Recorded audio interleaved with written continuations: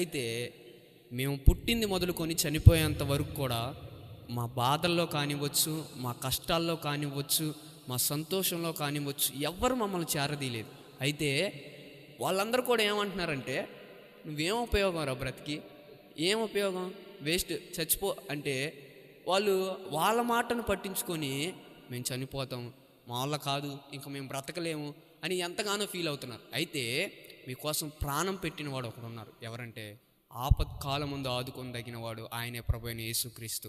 వీళ్ళందరి వైపు కాకుండా ఒక్కసారి ఆయన వైపు నువ్వు చూస్తే, నిన్ను ఏ కష్టస్థితిలో ఉన్నా, ఏ దుఃఖ స్థితిలో ఉన్నా, నా అన్నవారే నన్ను వదిలేసిన నిన్ను విడువక హత్తుకొని, తన తల్లి ఎలాగైతే నిన్ను ఆదరించిద్దో, తన తండ్రి ప్రేమ ఎలాగైతే నీ మీద కురిపించినో, అలాగ తండ్రి సిద్ధంగా ఉన్నాడు నీ మీద ప్రేమ కురిపించడానికి.